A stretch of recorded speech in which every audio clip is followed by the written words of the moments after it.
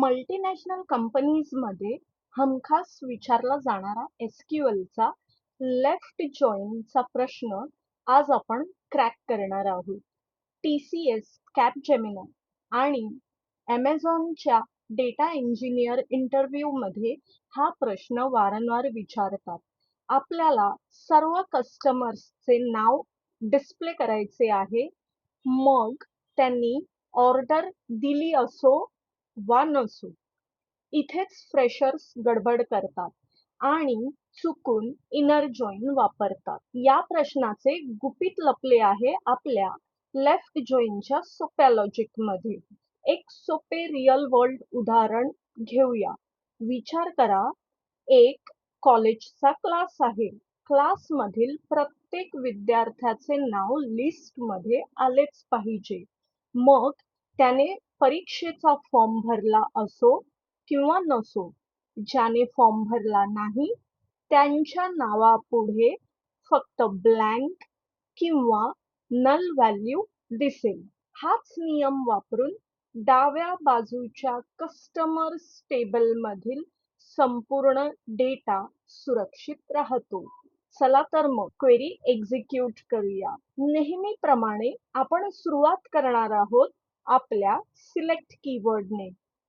आम्हाला पाहिजे आहे C.name आणि O.order ID.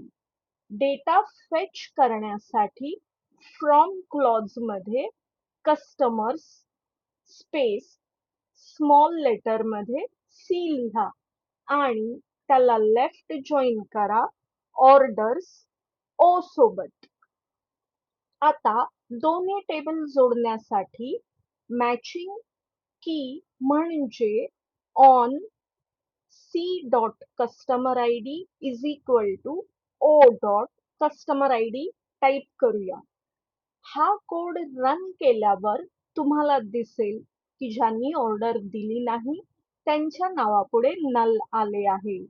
इंटरव्ह्यूअरला इम्प्रेस करण्यासाठी ही सिनियर डेव्हलपरची सिक्रेट ट्रिक नक्की वापरा. फक्त क्वेरी लिहून थांबू नका.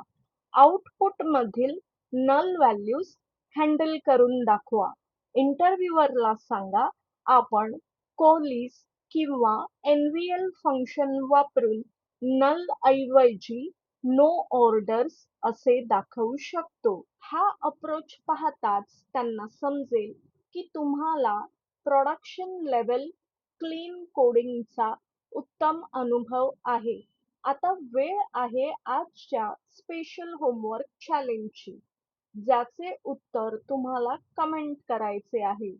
जर मला फक्त आणि फक्त असेच कस्टमर्स फिल्टर करायचे असतील ज्यांनी एकही ऑर्डर दिलेली नाही, तर मी कोणती व्हेअर कंडिशन वापरेन?